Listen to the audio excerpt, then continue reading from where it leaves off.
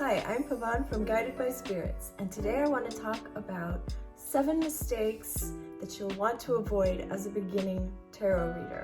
I'm going to also tell you how to fix these mistakes, but before I do, let me please ask you to be so kind as to leave me a like, and if you haven't already, click subscribe and the notification bell so that you will be notified whenever I post. So, you've been playing around with oracle decks and tarot decks and practicing and reading for yourself, and you feel like, hey, I'm pretty good at this, and maybe you told a friend and now your friend wants you to read for them, and maybe even more people have started coming. Reading cards for yourself in the middle of the night is a lot different than reading for another person. One of the biggest mistakes I think new people make, just maybe because they don't even know about it, is that you really need to prepare yourself and prepare the decks as well. So what do you want to do? You want to cleanse the space, you want to cleanse your energy, you want to cleanse the decks, because if you've been reading for yourself or even for someone else, you need to clear out their energy from the deck because it could muddy the reading for the other person. You also want to prepare yourself by connecting to something higher than yourself, let's call it that. So you'll want to ground yourself by connecting to Mother Earth. You'll want to connect yourself to source energy, to your higher self, because yes, you may be good with intuition, you may be good at reading people, but not all of that information comes from you, and you may get a lot more information if you connect. You'll want to ask your spirit guides to join you in the reading. You will want to ask the other person's spirit guides to join as well. A second mistake that I think a lot of tarot readers make is not connecting to the person you are reading. And what do I mean by that? After you have connected to the earth, to source, you sitting across from the other person and ask them to do it with you, you want to imagine that you are connecting your heart energies. You also then want to place a rose, imagine an imaginary energetic rose between you. So yes, you're connected, but you're still apart. Okay, so that gives you a clear read of their energy without mixing it all up with yours. When the reading's over, you also want to remember to cut that connection, take the rose away, because otherwise you have been in that person's energy. You know, maybe they're hyper and excited, maybe they're depressed and down. If you don't cut that off and release it, you're going to absorb that, and you could be walking for a whole day or a couple of days, either, you know, feeling super hyper or feeling really low and not understanding why. I think the third mistake a lot of beginners make, and I think it's only natural, is relying too much on what the book says and not trusting your intuition, or even if you're reading for someone else, what they think. Think about it this way. Yeah, if you have an oracle deck, you've only got maybe 1, 2, 3 choices of what something means. When you're dealing with a tarot card, I mean, you got a couple of pages at least of what this could mean. And they don't always match, okay? These can be very, very different things. Yes, it's good to have some knowledge of technically what it's supposed to mean. Very important, certainly, especially if you are reading for other people. But you really need to, and that's why I'm telling you to connect to something higher than yourself.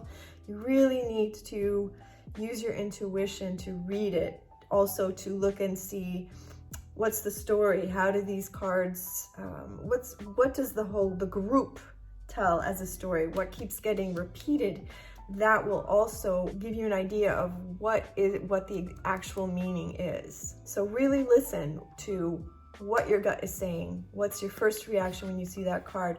Really just look at the card, look at the picture. What does that conjure up in you? And this will give you a much richer and probably more accurate reading. Another mistake is not being in the right frame of mind to do a reading. What do I mean by this? Maybe you are feeling very drained and tired. This is no way to go into a reading. The other thing is maybe you're feeling very emotional, especially if you're feeling kind of desperate, needy, emotional, like really afraid, any of these things is not going to give you a clear read, because for one thing, you're very desperate for the cards to mean what you want them to mean, okay? And for another thing, when you are in a state of anxiety, fear, of being ruled by your emotions, you will not choose the right cards. Let me put it that way. There is a sort of an energy that you use. Maybe it's a tingling, whatever it is. There's an energy that you use in your subconscious that tells you what the right card is to pick. And when you are being ruled by your emotions, you lose that superpower. So you will not pick the right cards. The cards won't make sense. It'll be a mess and you'll end up more confused, more distraught. So when you're in a state like that, please, please, please do not do a reading for yourself or really for someone else. Another mistake, and I definitely have that, if you're a compassionate person, you want to avoid trying to tell a person what you know they want to hear.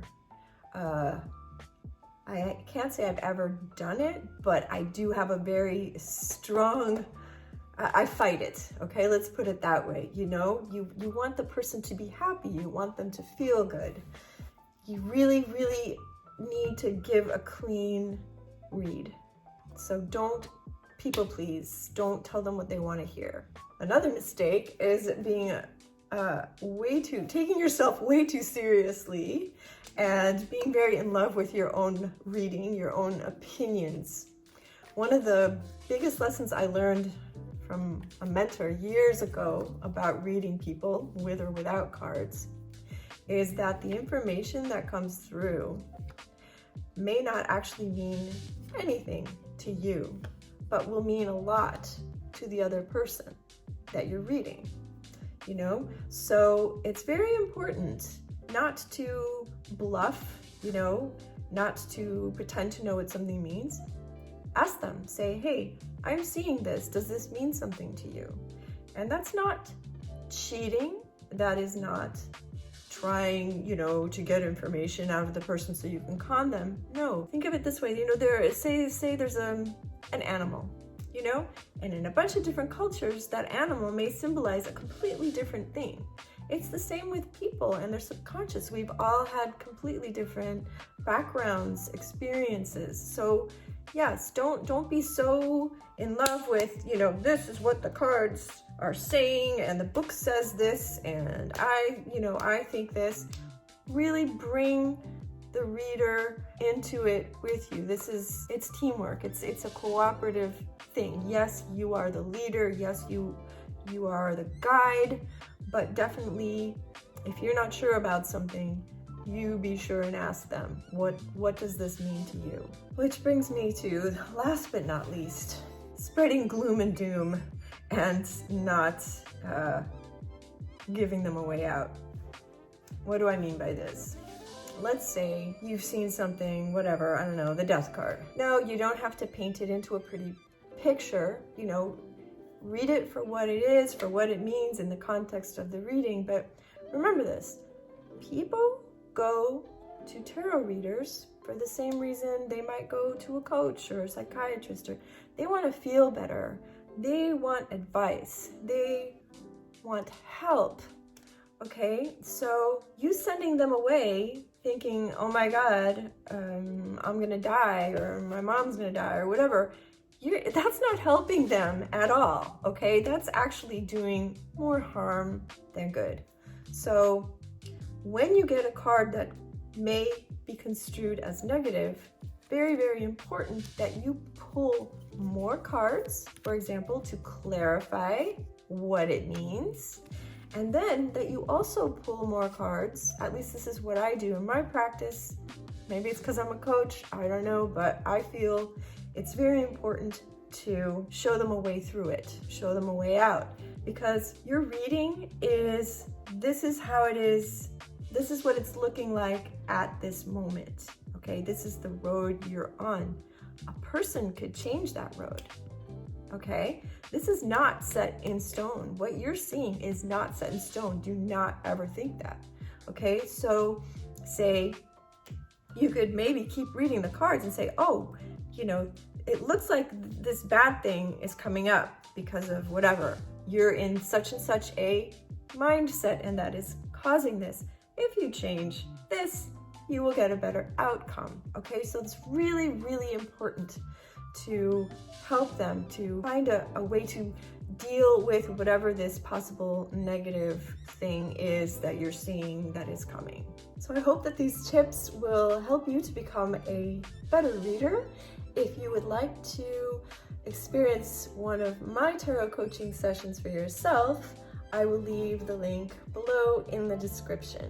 If you enjoyed this video, before you go, please do leave me a like. If you haven't already, subscribe and hit the notification bell so that you will be notified when I upload. Until next time, remember, the world is full of magic, and so are you.